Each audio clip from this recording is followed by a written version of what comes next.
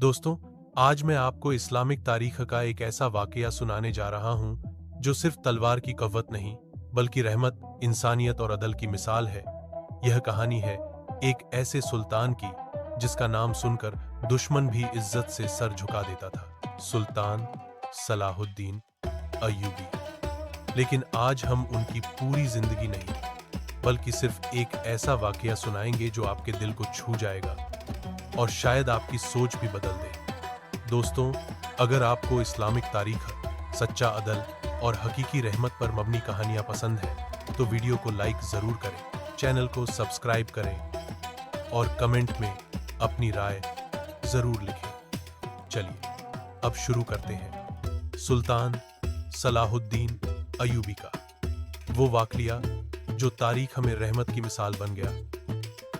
Quds फतह होने के कुछ दिन बाद का वाकया है। शहर की गलियों में खामोशी थी।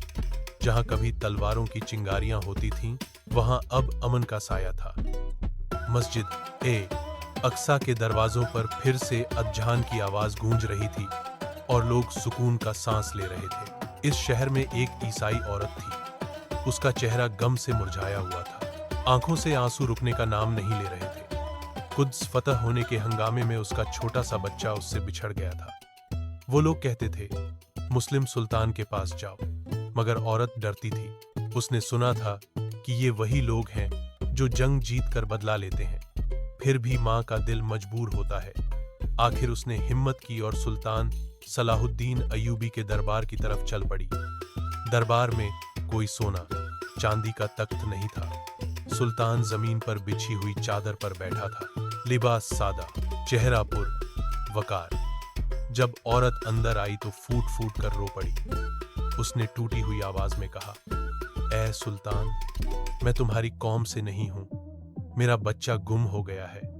अगर वो मर गया तो मैं भी जिंदा नहीं रह सकती।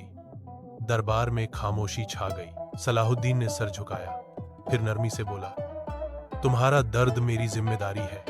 इस्लाम हमें मां के आंसू से डरते रहने का हुक्म देता है। सलाहुद्दीन तुरंत खड़े हो गए। उन्होंने अपने सिपहसालार को बुलाया और कहा, कुद्स के हर घर, हर गली, हर कैद खाने को छान मारा जाए। जब तक इस मां का बच्चा न मिल जाए, कोई आराम नहीं करेगा। यह हुक्म सिर्फ मुसलमान सिपाहियों के लिए नहीं था, बल्कि क्रिश्चियन इलाकों में भी तलाश का हुक्म दिया गया। सुल्तान ने सिर्फ हुक्म ही नहीं दिया, बल्कि खुद भी तलाश में शामिल हो गए। कई घंटे गुजर गए। शाम ढल चुकी थी। दरबार के बाहर मां अब भी रो रही थी, दुआ कर रही थी। अचानक शहर के एक कोने से आवाज आई, मिल गया, बच्चा मिल गया। बच्चा जिंदा था। वो डर के मारे एक घर में छुपा हुआ था। जब मां ने अपने बच्चे को देखा तो उसने सुल्तान के कदम चूम लिए। वो कहने लगी, तुम तो हमसे भी ज्यादा रहमदिल निकले।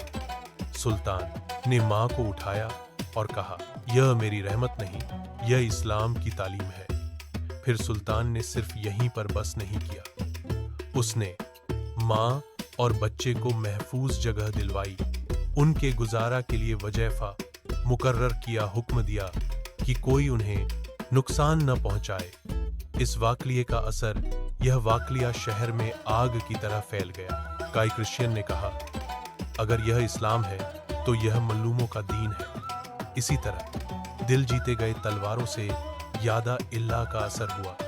आज के लिए पैगाम, इस कहानी का पैगाम यह है, असल कुव्वत रहमत में होती है। असल जिहाद हुल्म के इल्लाह होता है। असल सुल्तान वो होता है जो मां के आंसू साफ कर दे। दोस्तों, यह था सुल्तान सलाहुद्दीन अय्यूबी का वह वाकया जो हमें यह सिखाता है कि असल ताकत तलवार में नहीं बल्कि रहमत, इंसानियत और अदल में होती है। अगर आपको आज की कहानी से कुछ सीखने को मिला हो या आपका दिल कहीं ना कहीं छू गया हो, तो वीडियो को लाइक जरूर करें। ऐसे ही और इस्लामिक तारीख पर मबनी वाकयात, सच्चाई और हिकमत से भरी कहानियों के लिए हमारे चैनल को सब्सक्राइब करें ताकि कोई भी नया वीडियो आपसे मिस न हो। कमेंट में जरूर बताएं कि आज की कहानी ने आपको सबसे ज्यादा क्या सोचने पर मजबूर किया।